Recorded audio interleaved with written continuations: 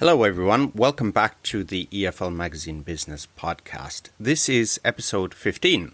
Today's guest is Dean Rogers. Dean is CEO of Dean Morgan KK, which owns the Rosetta Stone Learning Center and Hummingbird Pronunciation School brands. He's based in Japan. He did his undergraduate studies at UCLA and completed Harvard Business School's Owner's President Management Program. He first started in ERP Software and then eventually went on to own his own schools in Japan. In 2015, a business alliance with Rosetta Stone Inc. was established and the school chain was rebranded as Rosetta Stone Learning Centers. I really hope you enjoy today's show. Hey everyone, buckle up for a new episode of the EFL Magazine Business Podcast. The one and only podcast made to help you launch your business or take your existing business to a level of success you could never have imagined. Whether you're a school owner, freelancer, publisher, or other entrepreneur, you're sure to pick up lots of actionable advice when you listen to the EFL Magazine Business Podcast. Remember to visit eflmagazine.com for great articles and features. Without further ado, here's your host, the founder of EFL Magazine, Philip Pound.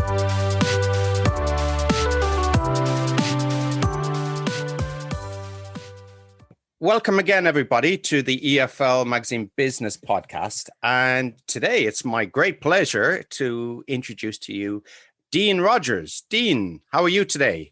Good, thanks. Thanks for having me on. And Dean tell me a little bit about your business background and your companies and what you're doing at the moment. Originally born and raised in Santa Barbara, California. Took Japanese at UCLA when I was in college, got interested in particular, it was international business and chose Japanese as a language and came over here during the summer and had some really amazing experiences and kind of fell in love with the country a little bit, learned the language through college. And then I had started pretty young, actually, on the business side. I was very into investing and kind of obsessed with the idea of money working for you, not just working for money.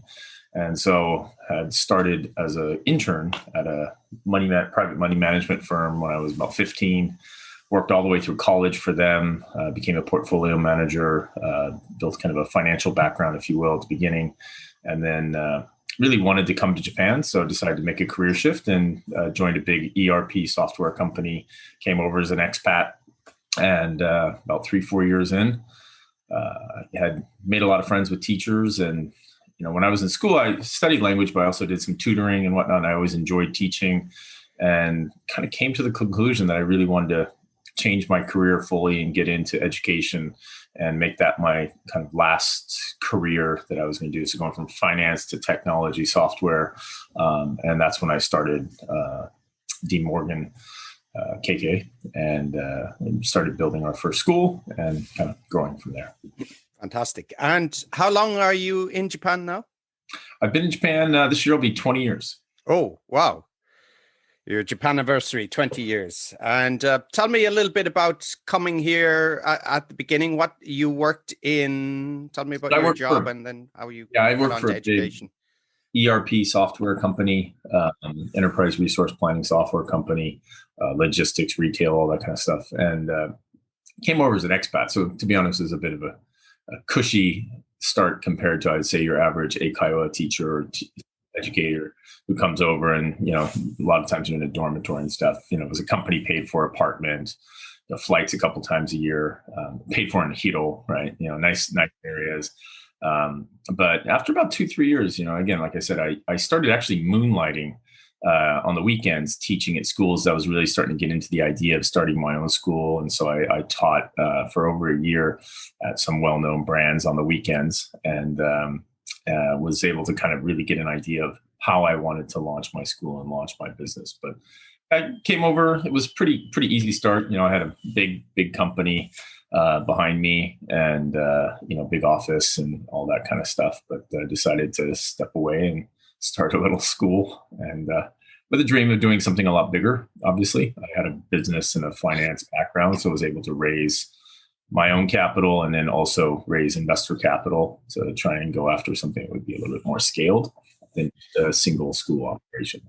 Okay, so not your typical story. You came over as a salaried employee for a big company, and you decided to moonlight in Eikaiwa, which is with the idea of setting up your own enterprise. Yeah, I was doing my due diligence, frankly speaking. It wasn't really much for the money. It was really the due diligence, and then also building relationships with some great teachers. And then identifying some of the things that worked and didn't work and how I would want to start my business. So I took my time over the course of probably about a year and a half before I actually established the company and then launched our first school. Okay. And what did you learn in that year? A lot of things. The number one lesson for me back then, you got to remember, this is 17 years ago. Everybody was still faxing in schedules. Still are in Japan. Yeah, I know. And I remember one of the schools I was teaching at, which was actually in Jugaoka. There was no online scheduling system, and I was coming out of software. I was working weekdays at a big international global software company. And so I actually started talking to the manager there about, scheduling software, and actually helped kind of work on some of the ideas behind their first online software program. But so kind of came at it right away from, it's a really analog industry that's, 30 years behind where it should be.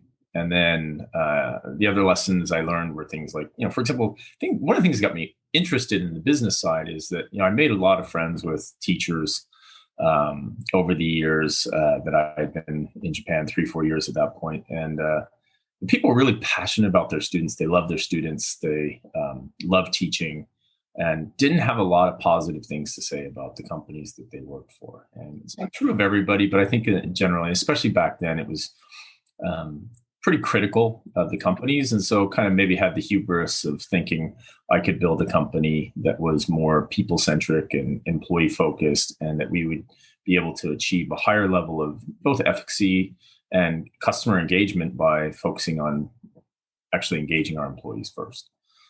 So that became kind of a central theme around the founding of our business was, building cutting edge or leading edge technology in the industry, but also at the same time, both for education, but also for the enterprise side, right? So for business, managing the business, and then also building a very employee-centric business model that our goal has always been the customer second equals the best customer service. That's one of our core value phrases. And so we built a lot of the business around that. And those were probably the two biggest takeaways that came for me. Okay, so employees first. Similar to Richard Branson has something similar, doesn't he? There's a couple of great companies out there that I think have built very employee-focused and employee-engaging models of business where, it's always an imperfect science, to be honest, but you stay accountable to that through, heavy survey usage and being very transparent and open with your employees. And it's not always a fit for everybody. I think pretty much anybody who's ever done an interview with me, I only make one guarantee, and that's that we will inevitably disappoint you, right? We are a business. You are individuals from different countries and different backgrounds and different expectations, but we're all good people working very hard to create a great company to both work for and for our students to study at. And that's always been kind of at the founding core values of our business. Highlighted by that customer second, which every teacher that ever has an interview with me, it's one of the questions they ask, of course. And tell me, you heard a lot of complaints from teachers about their companies. What kind of complaints, and what did you learn from? Just, I think the biggest thing was a lack of value, being seen as a kind of a disposable resource to a large degree. No career opportunities whatsoever. I think probably, I would say more than half the teachers I've met in my career, I don't think they consider teaching as their primary skill set. They study something else in college. Their passion or hobby is something different, and they kind of do teaching for work, and they're good at it, and they're passionate about it, and they love doing the work. But they kind of, I'm a tech guy who teaches, or, I'm a curriculum designer who also teaches. And so we wanted to be able to leverage those skills and give them the opportunity to be able to develop career outside of just teaching. And so a lot of our original marketing and website designs and all of our curriculum, it's always been developed internally by teachers who had skills above and beyond just teaching language. Oh, I see. So all the design of the websites, everything is from teachers themselves. Up till about 2-3 years ago, when we joined, when I sold the business to a big, tier 1 public company. Now we're part of a $1 billion business, and with that, we now have a big marketing team that focuses on it, and teachers still contribute to that, right? So yesterday we had a meeting about the website needs to be updated and redesigned. It's getting mid-aged, and that was driven internally by actually some of our teacher people who are interested in marketing. Our Facebook engagement with employees is done by teachers who are interested in Facebook and Instagram and this kind of marketing avenues, where the Japanese parent company we have is not actually very good at that per se. And there was a lot of passion towards this. Someone studying this in school, doing their master's degree, and wanted to leverage those skills practically. And we were happy to give them the avenue to do that, and also benefit as a business from it, and improve our recruiting, outreach through not just using Gaijinpod or jobs in Japan, but reaching out through Facebook's or Instagram to the right demographic. And so that's all been kind of teacher led. And when you started the company initially, or you were doing your due diligence, what level did you want to get into? So where did you see a gap in the market that you for us, we very much jumped on the man-to-man focus as a company. And a primary reason for that, I think GABA in particular had a real good launch and growth curve. And we were looking to kind of come in second behind them as a new player. They were only, probably 4 or 5 years into being an actual physical school business. Yoshino-san, the CEO, he had built an online business similar to like the online model now, using cafe and introduction services, right? And he flipped that business, used the database, and then built GABA off that customer base. And we felt there was a good opportunity in the man-to-man market, which was going through very rapid growth versus the more slow, stagnant growth of a mature market of the general Eikaiwa market. So looking at sectors within the language learning market that were growing at more of an exponential rate, and the man market had a much higher growth curve. And I like that model of learning anyways. I like the one-on-one time with students. I enjoyed group lessons, but for me, I've always felt the ability to focus on one student and their specific needs was a model that I could get behind more, I guess. Okay, so for listeners who are not in Japan, could you describe GABA's business model and how they work and price? GABA's, it's man-to-man, so one-on-one lessons. Japanese in Japan market say man-to-man. But one-on-one lesson type, they build very nice kind of luxurious style schools. That's been kind of their core model. We focus more on a little bit on the efficacy side, and with nice layouts and designs, obviously. But that core man-to-man, one-on-one market, until GABA really created the one-to-one market, there wasn't really a defined one. There were schools that offered one-on-one lessons, but it wasn't perceived as kind of a separate business model and a separate way of learning. It was kind of blended all together into language learning. And so they really broke out with that model and made it an established kind of mode of learning with a high value perception. And so the prices were generally higher as well. And did an excellent job doing that. And how did you see you could compete with them or do better than them? Yeah, so from our side, it was leveraging, first off, the recruiting and retention of employees rather than the higher turnover. Definitely the better technology, both for learning, so e-learning and things like that, getting integrated very early into our system. The textbook development we did fairly early on was fairly sophisticated within the first 4 or 5 years. So that wasn't the first year type thing. We worked with Oxford and other solid textbook makers in the first couple of years, but we're very keen on bringing textbooks and curriculum designed for one-on-one lessons. Because if you buy general textbooks, for example, Market Leader, and which have been kind of stand-in solid textbooks for years in the industry, they're sold. The same book is sold in Spain, sold in China, sold in South America, sold in Korea. There's no customization towards man-to-man or for the Japanese market. So our goal was to build curriculum that was specifically designed for one-on-one lessons And then second to that is specifically designed for Japanese learners, because you can shorten the cycle for learning by focusing on developing product that specifically meets the needs of the customer rather than trying to design something that you can sell all over the world. We're not a curriculum company. We didn't want to sell one type textbook that could sell all over the world for group and man-to-man. We wanted to specialize and really focus that specialization to improve the efficacy and learning cycle for the student and the speed of learning. Okay. And you mentioned about recruitment and retention. What in the market in Japan for companies maybe like GABA, what is the retention rate? Generally, I'm probably a little bit out of date, but over the first decade or so of running the business, when I really followed it closely, it was average probably about 2.5 years at a school, right? People stay longer sometimes, but about 2 to 2.5 years. Some companies even shorter, some a little bit longer. In our first 10 years, we averaged about 6 to 7 years retention. Now, as we've scaled and grown, I think we're probably more in the 4.5 year range, which is still a lot longer than the average for the industry, I would say. Okay, and some tips for retention of teachers? Yeah, I mean, engage your employees. I think transparency, communication, a lot of small owners in particular, I think, are a little bit scared about how much information they should share with their employees.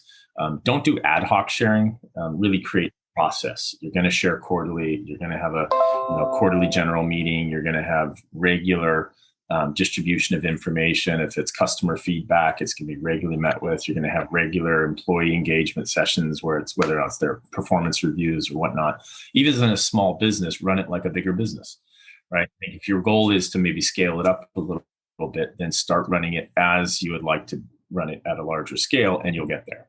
The probability of you getting there will improve. Not necessarily will, for sure, but you kind of it's always the kind of dress to success, right? You dress or you act or you work at the level that you want to achieve, not the level that you're at now. And so I think that serves as well for any, kind of whether it's an employee or a small business owner who wants to scale their business to the next size, to kind of perform above or set your processes in place for how you run your business in line with the kind of business you want to be rather than just where you are now. So it's very ambitious, I think. And we did that from day one. We had a small group of investors.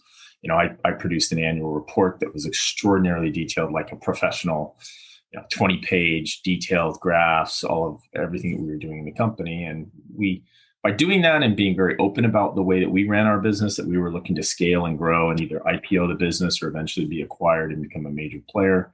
I think we were open and transparent about that. And we acquired employees who specifically wanted to be in that kind of environment. The biggest mistake is kind of hide what you want to do. And then people are disappointed because they have different expectations.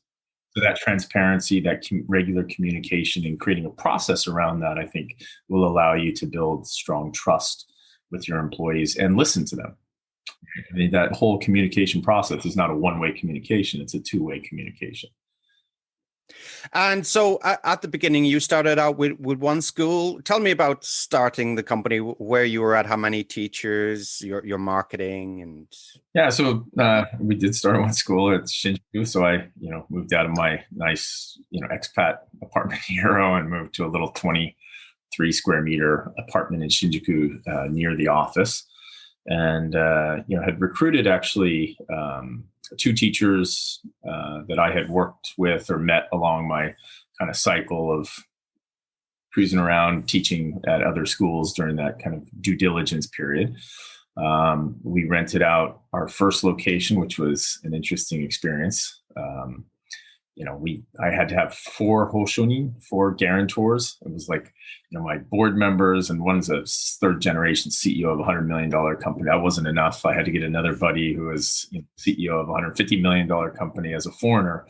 We had a prime location in Shinjuku. Okay. Rent was pretty high. And, we put, I think, $450,000 into the deposits and the build out of that school. And so it was a major investment. And, we were their longest tenant ever. They're ripping the building down now. And we moved to the building next door recently, but in the last year or so, but we were there for 15 years and still was always treated kind of like a foreigner. The owner was like 90 years old and, I'd go in there and it was very dismissive. And I think that's some of the challenges that you'll face as a foreigner, even in modern Japan.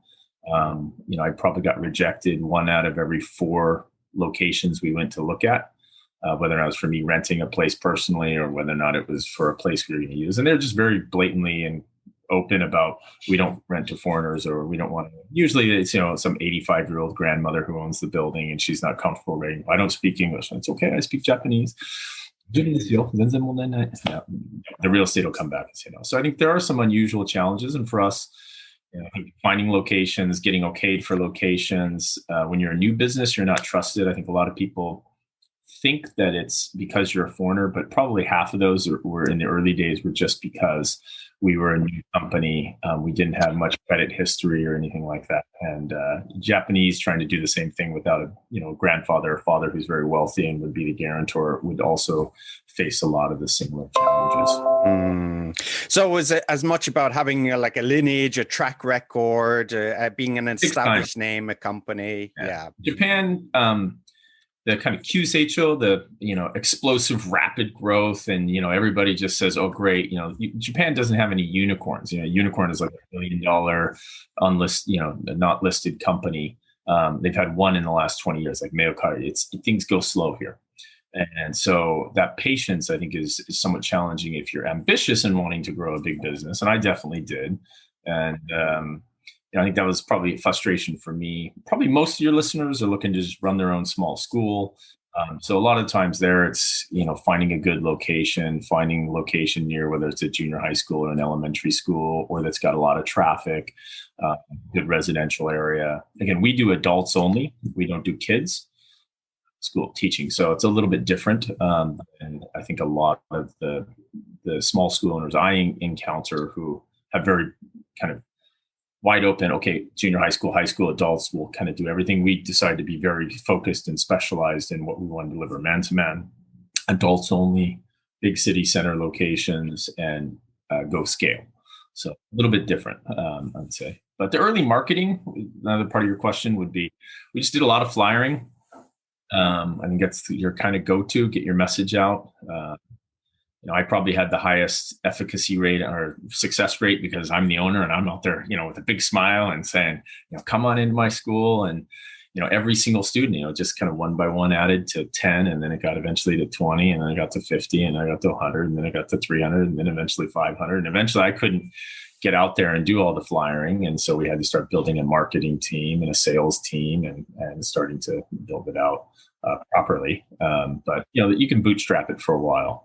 But eventually, if you get to a certain scale, you got to look to go beyond what you're doing and build teams that can actually develop and grow those functions better than you can. That's interesting. You brought up the point of being a foreigner handing out the flyers, because I think there's some schools in Japan, they don't actually employ foreign teachers at all, just Japanese teachers teaching English because they feel that some Japanese are uncomfortable learning from foreigners. Is that true? Again, I guess it's case by case. And, if you're in an area where maybe there is kind of a bit of a bias towards, and I would say it's probably with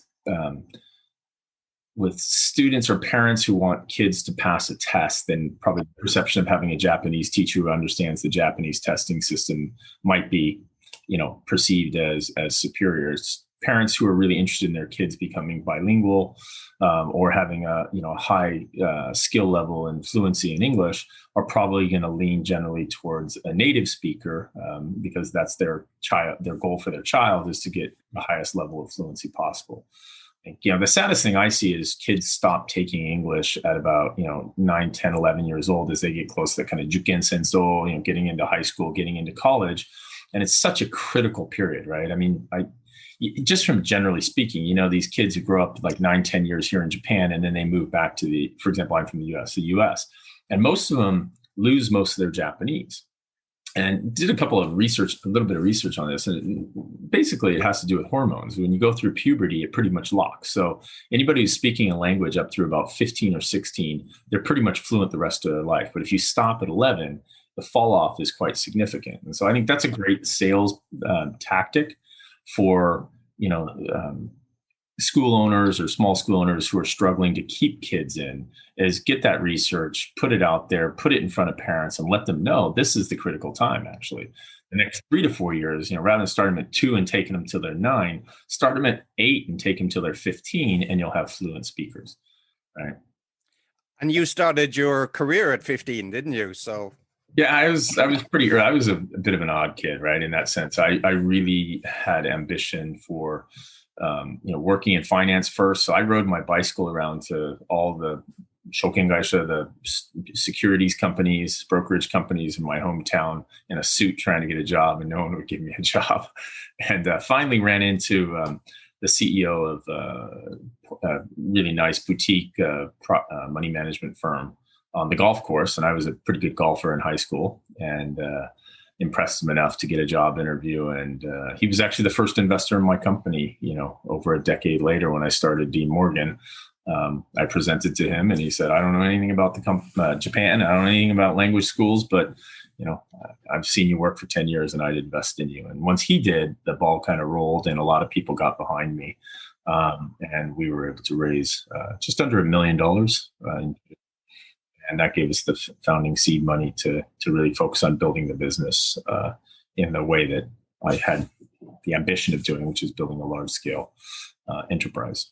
Okay. So you started your first school in Shinjuku. You had a couple of teachers, and tell me about what happened after that. Well, I mean, we royally failed in the first year, right? So after I think we opened the doors in July, and by December I had like 18 students with, there was a lot of hubris in the early days, right? We had raised $1 million. I was 26 years old, felt like, 27 years old, felt like king of the world. For having done that. But I think that hubris came to roost pretty quick. We had rented a little small office next door, and, the teachers were teaching, we were managing, quote unquote. And, our running costs were too high. By the end of the year, we had 18 students in total. We're losing money significantly. And at that time, I realized we had to downsize quickly, or else we were going to run out of money. And so we closed down the office. I got back into Gemba in the front office, in the front lines, and started really teaching and getting close with the customers. Recruited a really good sales guy who helped us out a lot getting off the ground, and really then started to get some traction. Had to buy out my partner, Dean Morgan. Actually, it was a Morgan that he wanted out. We were on a crashing, dying. I mean, we signed the papers and walking out the door, his last words were, you guys are dead, right? I think it was something like that was the last words. And I had a lot of money, and I had my family and my friends' money in the business. And, I was committed to seeing it through and successful, and ended up being about 4 years without a salary and about 5,000 lessons taught for free. But we're able to transition through that, start to get scale, start to open our next schools. And probably after 2 years, I probably could have started taking a salary, but I was still focused on, we got to preserve the business and got to, get that next step and that next scale. And I had enough limited assets to be able to survive that period without having to take a salary from the business. So, okay, in that regard.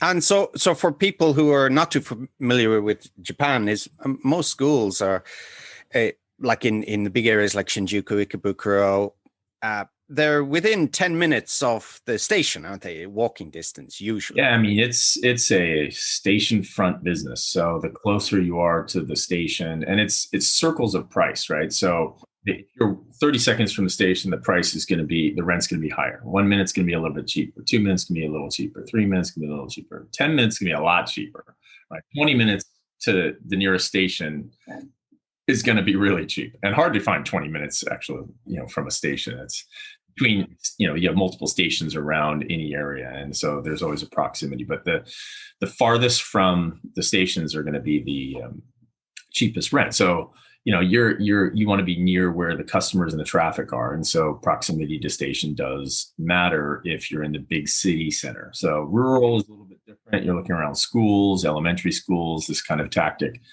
is going to be probably more appropriate. But if you're looking to build a branded business, generally speaking, in Japan, it's proximity to the station, and it's expensive. So yours was what, 1-2 minutes from the station? Correct. Yeah. All of our schools have always been in good close proximity to the station. Mm. Yeah. So tell me about the relationship with your partner. Went a little bit Yeah, no, it wasn't bad. It was just that the business itself was dying, right? We were collapsing. And, I had put up the original capital. So on my side, I think his level of personal exposure or risk was less. And I think he felt it was a failed venture at this point, and was keen to move on with his life, which he'd done. And he's become a successful entrepreneur in his own right, done a couple of other businesses. And, like I said, I had my friends and my family very deeply, probably 95% of the capital raised was through me. He had a couple of friends who did quite well, actually, when we sold the business in France and other places. He's French, and very talented linguist, like spoke 6-7 languages, and Japanese to like EQ level in like 18 or 20 months. So very talented linguist. And but he's French and I'm American. That's also tough. I think his business partners can be very challenging. It's a very different mindset. We have a lot of French employees, great employees with us, but I think that was a challenge. And then, I think in the early days, you're struggling, and leadership and direction. We had kind of 2 CEOs. It was very confusing, I think, for our employees, and it worked out, I think, best that he chose to move on, and we were able to kind of dig down and really rebuild the business from the foundation up again after a year. But it was a pretty tough grind. I mean, I had to sell some assets and get some extra liquidity. Some investors put in some additional capital, and then we started to get some slow traction. I think there's a lot of youthful hubris on both sides, to be honest. And I think it's tough, though, when you have to walk away and think something's a failure. And both of our youthful enthusiasm, as he walked out the door, those kind of last words were like, okay. But did you feel like walking away at some stage? I mean, did the thought go across your mind? Maybe he's right. Or? Every entrepreneur has the thought once in a while, but for me, it was not very deep. I mean, I had, again, a huge investment personally, and then the bigger one was friends and family, right? I had family who had chosen to invest in me, and walking away from the commitments I had made to them was just something I wasn't capable of doing.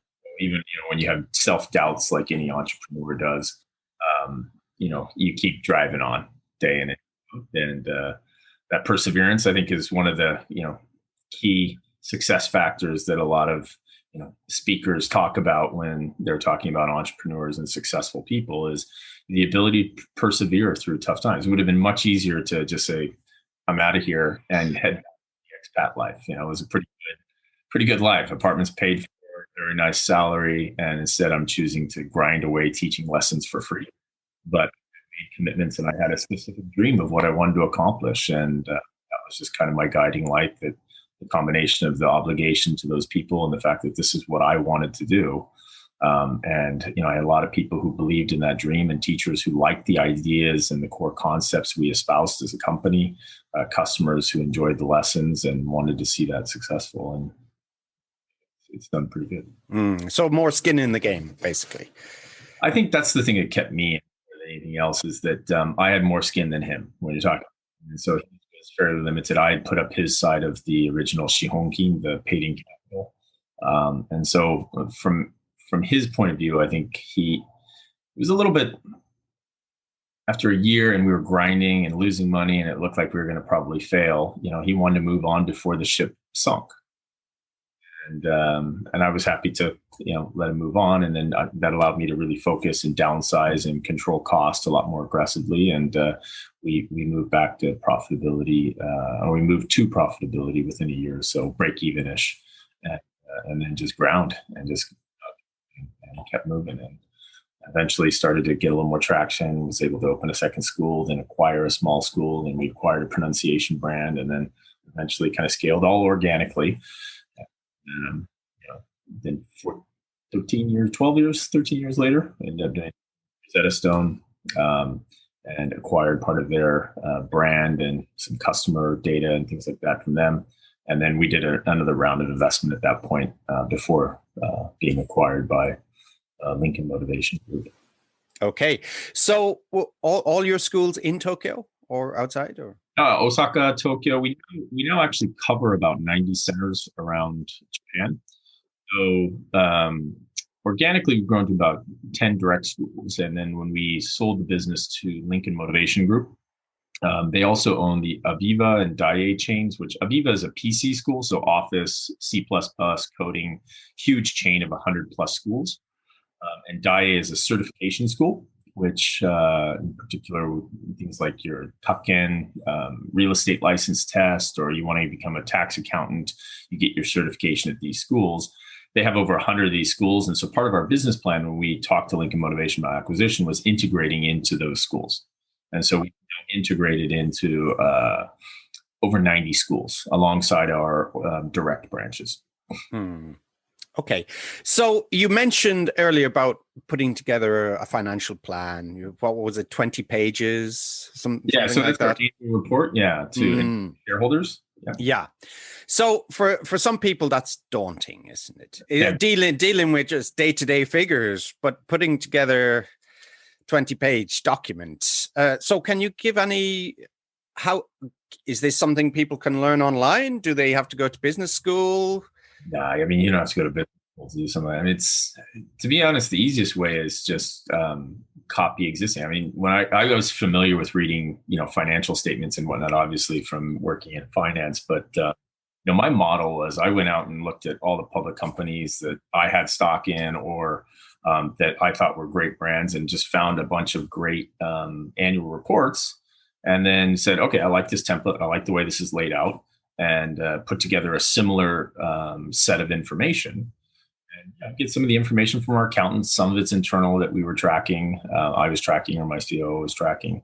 And then we put together, nice simple graphs showing our, revenue and profitability and, teacher retention and interviews, sections with the CEO and the COO and, new teachers that joined the company this year, profiles. And then I just used, at that time it was Elance. Now it's called Upwork, freelance services. And I think we had a designer in Lithuania, I believe, who was doing the design and layout in InDesign for us for like $300. And it looked like a $500 million company presentation.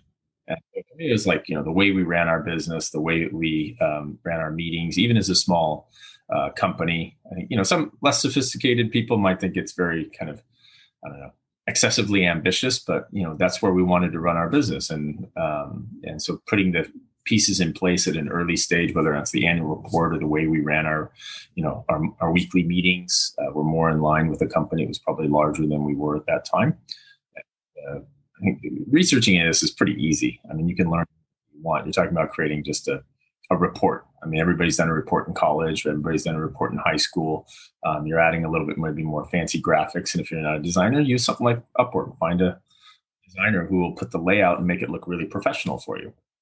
And rather than doing it in PowerPoint, I originally would do it in PowerPoint, send it over to them, and then they would come up with 2 or 3 design layouts and say, this is how we'd like to do to make it look really good. And I would send several annual reports as samples that I thought were really well polished and that would align with how we were looking to make our annual report look. And so I always shared those annual reports with our employees as well. So it came back to, we weren't even shareholders always, though we did share ownership with teachers and employees. The idea there was, again, transparency. Everybody's a stakeholder. You may not be a shareholder, but everybody's a stakeholder. Their job, the performance of the company is very much dependent on the performance of our teachers and our employees and their passion and commitment to delivering great lessons and a high retention rate with students, all linked together. So for me, sharing that information was a no-brainer, and also bringing up kind of the business IQ. Teacher population, I think, was important for helping them understand how we were trying to drive and run the business. So besides the look and the graphics of a presentation or annual plan, so what financials look good to a potential investor or to stakeholders? So what should people concentrate on? When you look at investors and to raise, you're kind of pie in the sky stuff, right? So from here, I'm going to build this and I'm going to do this. I mean, definitely it's, your revenue generation, what your forecasts are for revenue, profitability, when you're going to become profitable, or if you're profitable from day one, where and how money is going to be allocated. Simple graphs are pretty straightforward. Very smart to use any kind of case study you can against it. So in our case, like Gabo was a publicly traded company. So we used a lot of their data and metrics and said, here's the growth rate that was that they achieved. This is how we plan on achieving a similar type growth rate or even better growth rate. And so putting that together based off of actual cases of businesses. There have been a lot of acquisitions in the industry over the years. And so here's some of the valuations based on acquisitions that were done. Right. So rather than just pure pie in the sky, is taking wherever you can actual cases. So here's acquisitions that were done. Here's a growth story of a public company. So all the data is very visible and you can look at it and say, here's the growth rate. Here's the profitability of that business. Here's where we're forecasting based on similar metrics. And so, it sounds like fancy words, but, you're basically just looking online and saying, okay, this is a public company. Here's the information and kind of copy and rinse and repeat, and then add your own flavor. How are you going to do it? How is this company and how are you going to develop your brand? Some things like, how you're going to market, how you're going to sell, all these things are important, and how you're going to build the brand. But those things are kind of, anybody can achieve them. Anybody can do the research to do it. And these days there's so much information available on the internet on just how to do something. So if you want to create an annual report, I'm sure there's a video, there's lots of write-ups. It's just the desire to actually do it and do it in a professional way, and then just put work into getting your first version. And by the time you're doing your second year and your third year, it gets better and better as you get better and better and more familiar with doing the process of building an annual report or building a investor pitch deck, what you're kind of referring to a little bit. But in pitch deck, you need financials. There's a cap table, which is the capitalization table, who owns how much shares and where, what's the value based on. Those are all simple things that anybody can look up if they want to raise money for a small business. But, okay. Excellent advice there. Yeah. The only thing I add would be the level of investors that your average, small A Kiowa school owner is going to go after is going to be friends and family. But you still run it and put together a pitch deck that's professional. My first investors were all friends and family. Only in later stages where we got beyond that and brought in some investors who were, I would say, more professional investors, if you will. So that's a good point to get onto that. So from going from friends and family to being bought out by major international company like Rosetta Stone. Yeah. Well, we sold. So there's two stages. So Rosetta Stone acquired a small share in us, and we acquired part of their business in Japan. And then after doing that deal with Rosetta Stone, they took a minority share in our company.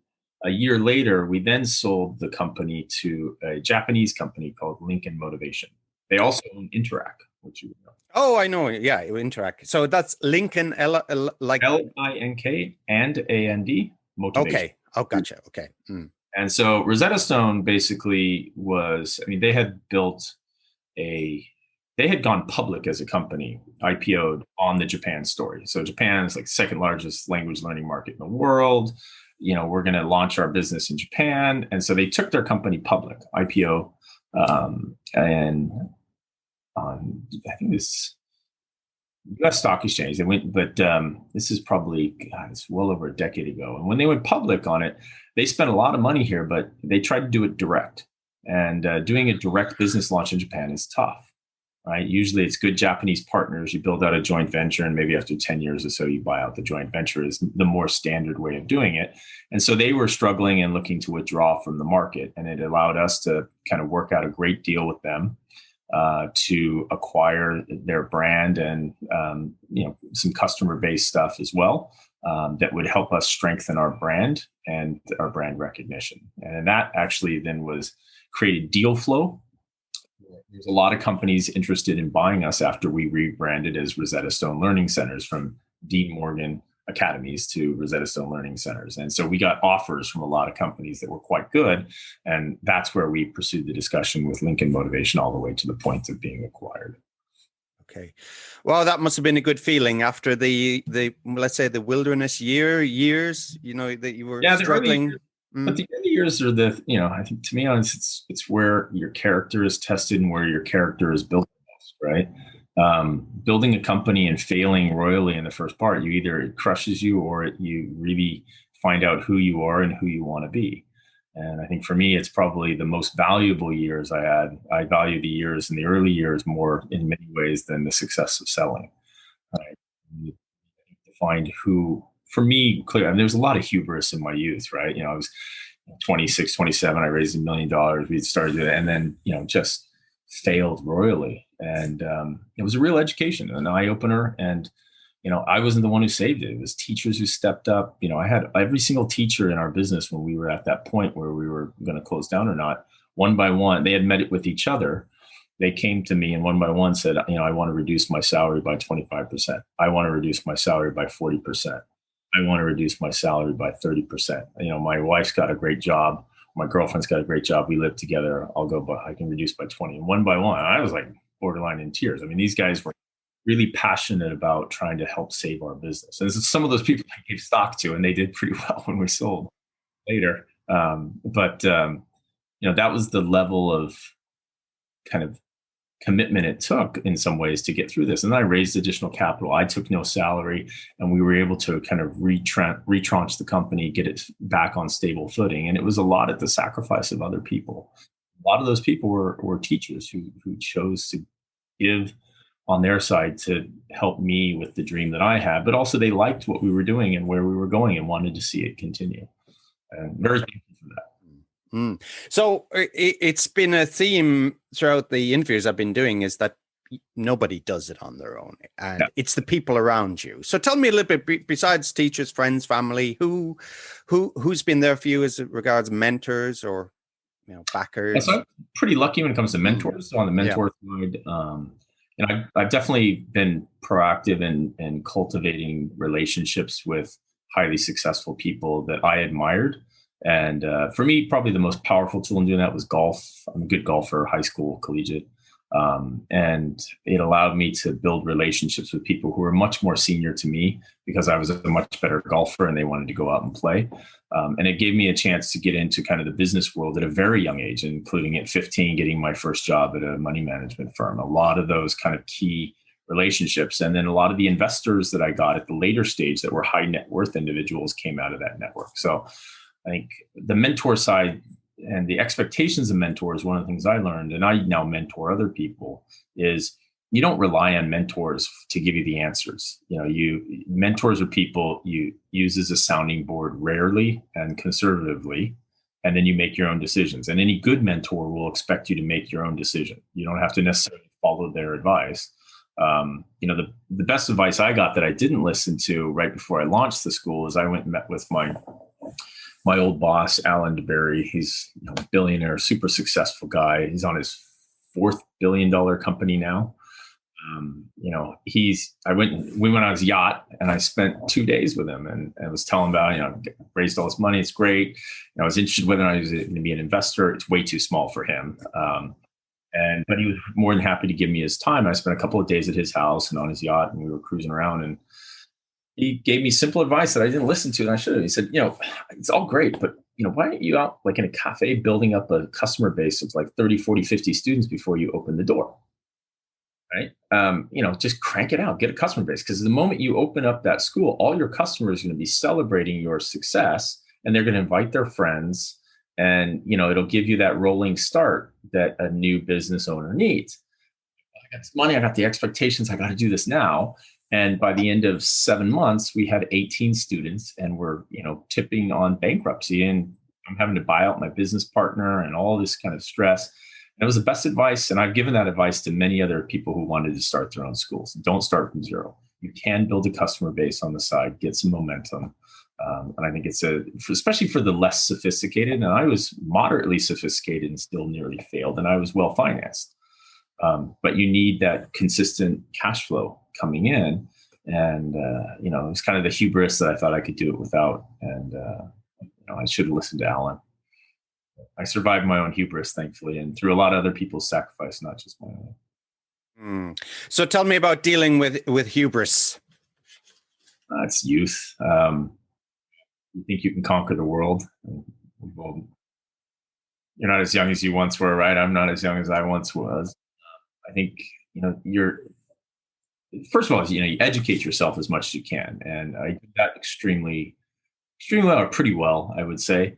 But there's just that excessive confidence of youth, I think, that kind of made me make some rash decisions that I could have been a little bit more tempered, listened a little bit better to the mentors and the people who were more experienced than me.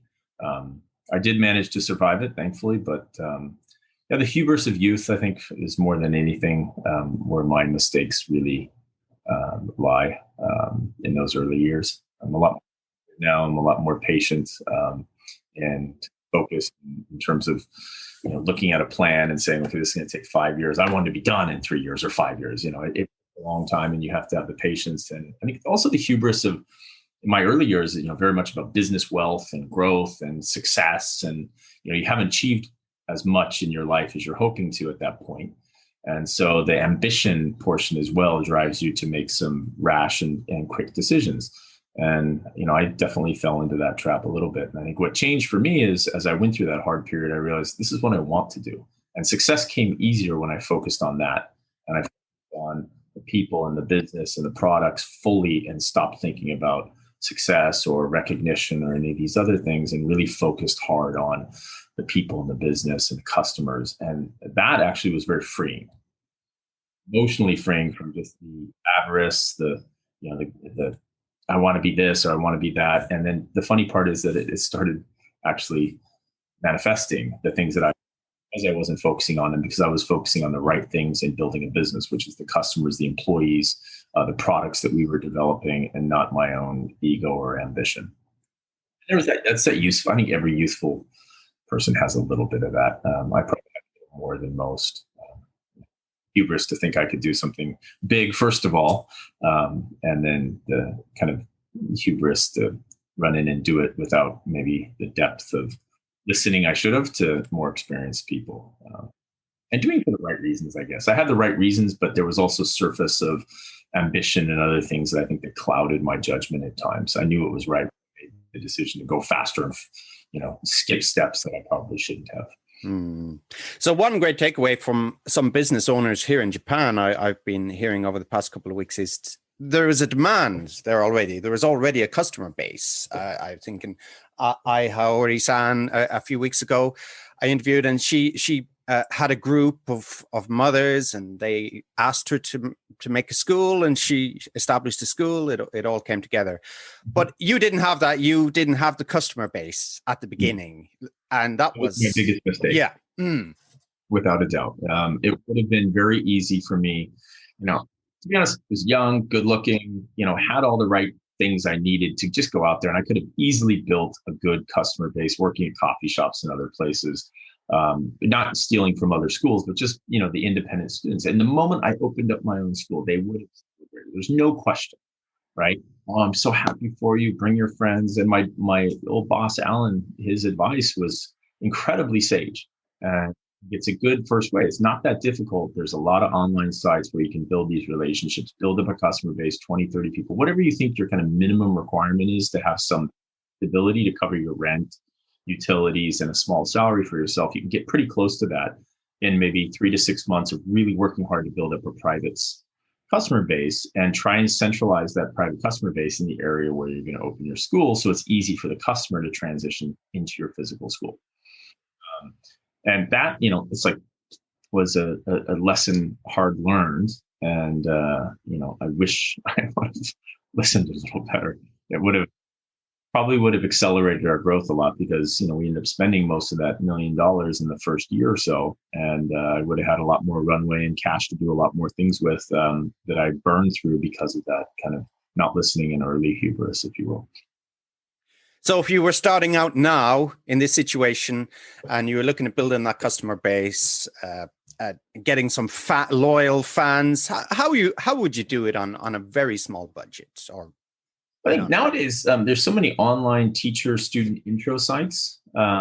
You'd want to really polish up your profile, right? I think probably the one, if you're looking to run a business in a school, you need to charge a decent price for your lessons. And so there's a lot of casual teachers who I don't think dress appropriately for the kind of price they want. I'm a very good teacher. I've been teaching for 10 years. Well, students want, in many ways, think about the Japanese personality in particular, but it's true in other places. People tend to migrate towards brand, right? They want to buy brand. They want to feel secure in the brand. In particular, Japanese are this way. So even when I was out flyering, as an example, I always wore a suit and tie. I see teachers out there doing flyering and they're borderline pajamas and a t-shirt because they're a foreigner. I dress suit and tie always. And for me, it was like 100 flyers. I get one student. I could go out and get 4 or 5 students in a day by being out there really well dressed, really polished. I spoke Japanese and English both, so I could flip over in the language and engage them. Keep building yourself up in the early stages because you are the kind of engine in the early days, right? You are the a lot of these things. And so I think building up that customer base, present yourself as someone who's really polished, put a lot of energy and effort into the quality of the lessons and the way you present yourself, find the right location to teach at. Don't be in a loud coffee shop that's really difficult for your student to have good learning in. Workout locations could be, some little tea shop or something that works out good and the owner's okay for you to be in there. But build up that brand from the moment you start as an independent teacher, and always build the quality brand that you want to be when you open your school, not once you get to your school, because you won't get there oftentimes. That was my point earlier, is you always got to work at the level. And this is true of employees. I mean, I say this to our would-be managers, for example, or people in management who want to become an executive, is you got to be performing at an executive level, and pushing yourself and being responsible like an executive level person when you're a manager. Or if you're a teacher, doing the extra things, not just doing your job. I mean, simply put, when you're doing your job, you're getting paid a salary. It's the people who go way above and beyond that get recognized and get the opportunity to maybe move up into the next step. And the people who are proactive in doing that, in the way they present themselves, the way they work. I think it's probably one of the most misunderstood things of how you progress in your career, just like how you progress in building a business, is you've got to work above what you're being paid. I wanted to be a CEO, but when I started our business, I wasn't. I was a teacher. Right? I made a mistake of not being a teacher and acting like a CEO, and it nearly cost me my business. And by the time I became I added one school and we had 3 or 4 teachers, I'm not a CEO yet. I'm a manager, realistically. And then as we got to multiple schools, and then we had 20 or 30 or 40 or 50 employees, by that time I was finally getting to the point where I would say I would qualify as a CEO. But I was looking to conduct myself at a level well above where I really was. But realistically, the work I was doing on a day-to-day basis was, a teacher. And so the people who get recognized quickly and progress quickly within our company, they're teaching, but they're people who reach out, see opportunity to help. They've got extra skills. They use those skills to benefit the business. They gather recognition steadily, and with patience, they're usually the people who advance more quickly. And then I show up on time. I get good quality lessons. Why am I not getting promoted? Well, there's other people working harder than you that aren't recognized, and there's only a certain number of slots. And just doing the job generally gets you a salary, right? It's a nice exchange.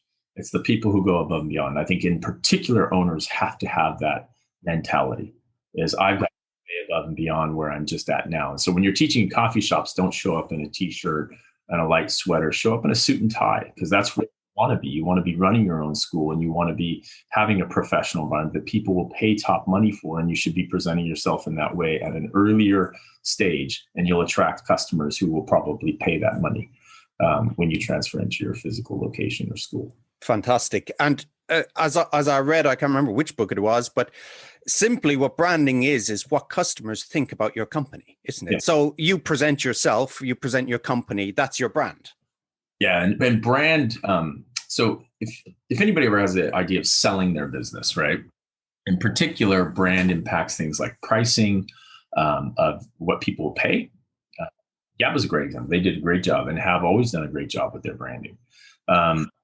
The value of a business is very much built around, especially a service business, around IP, intellectual property. I was very conscious when we were building our business. We sold the business for pretty hefty amount of money for having less than a dozen schools. We sold to Shane, who had 204 branches when they sold to ACO. Right, we sold for more than they did, and we had less than a dozen schools. We had technology way beyond. Shane was still faxing schedules, and you could only pay in cash or furikomi. Right, they couldn't take. We had our own textbooks that we had developed that were specifically focused for Japanese learners. And that were designed for man-to-man. Our scheduling technology was built to, run hundreds of schools. We had acquired the Rosetta Stone brand and rebranded our schools. We built the IP that created the bulk of the value and the value perception.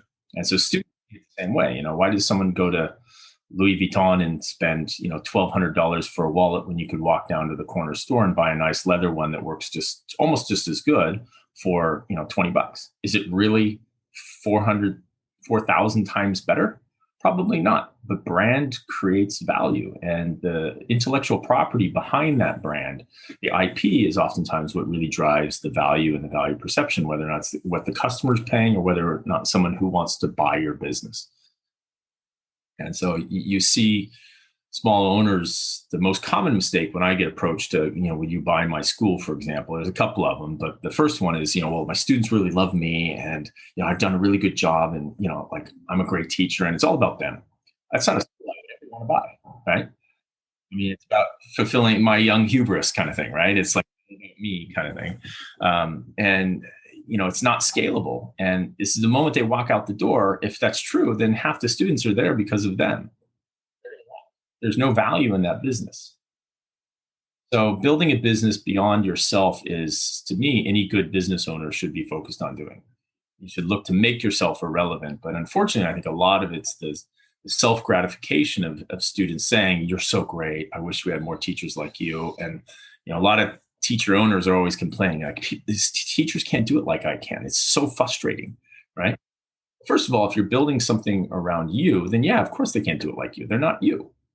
I mean, that's just intrinsically so, right? They're never going to be satisfied, right? And making a bunch of clones of yourself is not gratifying for the employees who work for you either. They don't necessarily want to become you.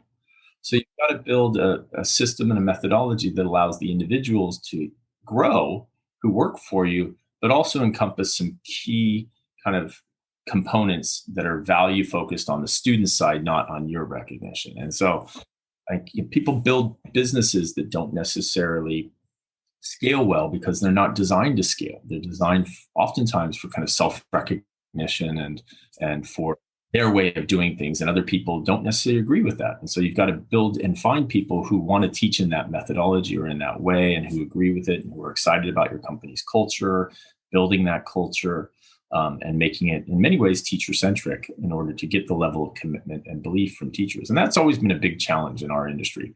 There's a lot of distrust. A lot of the reasons why I started this business is that I felt there was a huge business opportunity and an opportunity to do something good at the same time, of trying to build a company that created opportunities for people to excel beyond just teaching, but also a company that was focused on recognizing the employees. And we're very imperfect in doing so, but I think we try a lot harder, and we have a lot of good processes in place that do a pretty good job compared to many of the other companies out there. But we are imperfect. Please don't misunderstand it. I think we're a perfect place to work. We definitely have our, employees who aren't always happy with the way we do things, but we do a pretty good job of trying to find the people that match the culture that we're building. And I think that's also very important, is if you've hired the wrong people and they may have a great resume, but they're not right for your culture, it's wrong for them and it's wrong for you. And it's going to create a lot of friction. So finding the right people, the interview process is incredibly important as you start interviewing and hiring the first people that you hire within your company, and getting those right people who believe in the vision and who are excited about where you're going as a company, or the teaching style that you do is really important, because afterwards, if you're not on the same page, it just becomes a management nightmare, and they're unhappy as well. It's bad for. Mm-hmm. So you've made a few blunders there in hiring. Yeah. Hiring's a tough one. I mean, we have a very thorough process. We go through about 4 different interviews before we get to me, and I'm the final interviewee still. Even the chairman of our group, Lincoln Motivation, still does all the onboarding interviews. And him and I are both of the same mind, is that, as long as we can continue to do this, there is no greater responsibility for a CEO than helping make sure that we're selecting the right employees for the company and for the existing employees, and also selecting the right person for that person. I mean, hiring someone who really will struggle to succeed in our environment. They don't match. They're not the right type of person. They may be fantastic at Google. They may be fantastic at Eon. They may be fantastic at Recruit, but they're not the right fit for our company and culture, and their expectations and what they want to do, or their timelines are way out of sync. And us trying to change them to match us is going to be a disservice to both parties. And the most experienced person in a company generally for doing that is the CEO. They've been around a long time. They've done, in my case, hundreds, thousands of interviews. You've got a good nose for it, and we've got good processes and questions that we ask that help us discern whether or not the match is going to be a good one. Because most of the people get to me all have the qualifications, right? I mean, they've passed previous interviews, and I'm really just looking to find the people that are going to blend in and succeed, both for us as a company and for their coworkers, but also for them. And saying no to somebody can be a really good service for them. I mean, they're going to, if they're unhappy in our company. Now, I've made mistakes there. I'm sure someone, I've said no to some people who would have been truly successful in our business. And I've definitely hired a few people who, ended up being very unhappy within our work environment, and choosing to eventually move on and being frustrated by their experience within our company. Thankfully, it's pretty few and far between, but definitely imperfect, to say the least. But when you started out, you didn't have a round of 4 interviews, did you? How you just interviewed the teachers yourself, or? Yeah, we did at least 2 to 3 interviews even in the early days. So I would have our like our kind of branch manager or assistant manager. We had a couple of teachers do the first interview. Then we'd have another teacher who is a very good teacher do a teaching demo lesson type of work with them, where they actually had to do a lesson, and then the final one would be with me. And usually split that into 2 separate days. Now it's more 3 to 4, and goes through our HR team, and it goes through they still do the teaching demo stuff where they have to plan out a lesson. We give them a possible student, the student type. How would you plan out this man-to-man lesson? They go through that process, and we can see how they plan out the education side. So we're looking at a series of different things: their teaching capabilities, their ability to plan lessons, their match for the company, just their responsiveness, right? I mean, we send out a questionnaire. You can see whether or not people are really interested in the company, or whether or not they're just, yes, I like it.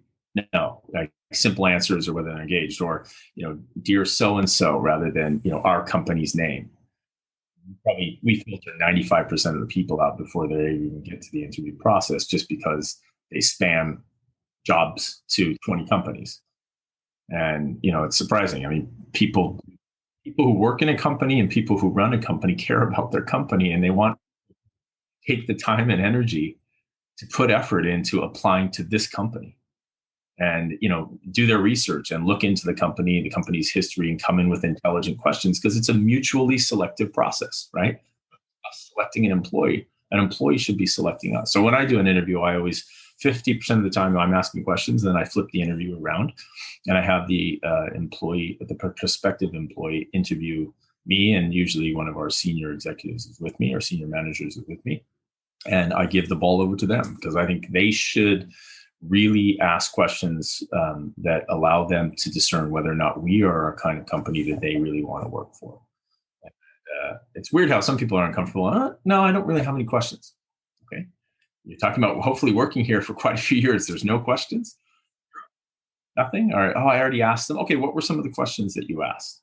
And then what were the answers from that? And so I'm then able to kind of maybe expand on those answers that they had received from HR previously, and start to engage them and get them to ask better questions. And I honestly say to them, this is a mutually selective process. We're not just selecting you. You should be consciously choosing. There are other companies you can work for out there. Are we the one that you really want to work for? It's not just a job, right? I mean, you can make a lot more. You can make a career. You can do a lot that really builds your life. Or if you're just looking for a salary or an income, that's not necessarily what we're looking for. We want people who are engaged in the company, engaged in the employees that they work with, their peers, and engaged in the customers. And when they're kind of, oh, no, I'm fine. But there's obviously the level of engagement, generally speaking, is going to be perceived as relatively low. And for us, that's got a certain degree of risk that we may want to mitigate by not hiring that person. Mm-hmm. So Absolutely fantastic advice, Dean, today. Thank you very much for coming on. So, just to wrap things up, I know you're busy, but what's for the future for you and your company? For me and for the company. So I've been, this is 17 years for me since I founded the company. We're now part of a big $1 billion publicly traded company. So for me, it's actually going from public company to starting my own company to returning back to a public company. And from my side, I'll get more involved at the executive level within the group. I now am the international IR officer for the group, so international investor relations, so helping grow the international investor base, which is an area where I always had good capabilities. For Dean Morgan and for Rosetta Stone Learning Centers, it's continuing to expand and grow in a flexible way, especially around COVID and online. So we had a good online business already before, but we're about 80% online now. And growing in that. And we're expanding our pronunciation business quite significantly. I acquired a business called Hummingbird, which is a pronunciation business. That's become a major growth vehicle and continued to expand in new products and services, building and developing better and better curriculum and better technology. I think the foundation that we built the company on we have the capability to invest even more now, and we'll continue to do so as a company and look to kind of lead around technology innovation in the classroom and online. Great, even better curriculum that's even more focused and better designed for Japanese learners. And eventually taking our brand and our schools beyond Japan and beyond the borders of Japan. So eventually where we'd like to go. And having people on board who can help us do that would be is one of the things we're very conscious of now as we hire.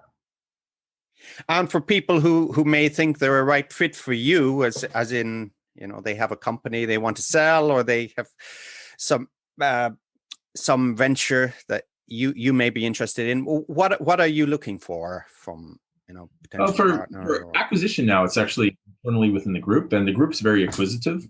I've acquired, as I said, Interact. Dozens of companies. So. Key metrics for the group are companies that mesh well with their core motivation engineering. So the group that we're part of, their core business is engagement surveys, employee engagement focus, which is one of the reasons it's the company we chose to sell to. It was very much in line with our kind of customer second mindset. This is a company that built its entire business on employee engagement, and the term link and motivation is the link between employee motivation and company results. And so they built their entire business, hundreds of $1 million business, several $100 million business around this. So I think any company that would integrate well with leveraging those kind of tools or what Lincoln Motivation is looking to do well. And so for us, they acquired us saying, okay, the language school industry, students get demotivated very easily. They struggle with it. So the motivation surveys, integrating that into our way of running the business and a way we counsel our students, which is something we've done to engage longer LTV, the students' retention, which in order to learn a language takes time, right? And so it's helped us to improve the length of student retention. And that's also helped with their language learning. And so then personally doing investments, I'm an investor in quite a few companies. I'm an LP, a limited partner in a venture capital firm as well now. I tend to look at acquiring or investing into businesses that I have some kind of involvement in. So helping found the business. If it's just money, it's not really engaging for me. So business that I can kind of sink my teeth into, serve as an outside board member, and get involved and add value above and beyond just money. Those are the things I personally invest into. I don't just really toss money into a business and hope and pray. I tend to have not a hands-on, but I can serve on the board. I can advise and help advise the growth long-term of the company is where I put my personal money, separate from the group. Okay, fantastic. And if people want to get in contact with you, what's a good way? Are you active on social media? Do you have a Twitter account? Really, I'm pretty proud of it, generally speaking. But I think, maybe potentially through you, you've got a page where you're going to list this and people put comments, I could respond to those comments. I've done that in the past with some YouTube videos that Gaijin Pot and others posted. When people posted questions, I went ahead and logged in and responded to those questions on that platform. So I'd be happy to work through whatever platform you want to provide.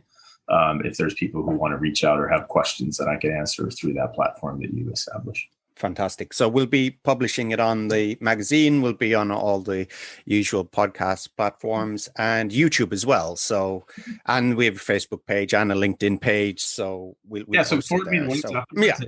I'll track that. And anybody who has questions or criticisms, whatever, I'm happy to try to honestly respond back. Great. Dean, thanks very much. Thanks for listening to the EFL Magazine Business Podcast with Philip Pound. For more great advice and resources, check out eflmagazine.com. If you found this podcast helpful, be sure to subscribe so you never miss an episode. See you next time.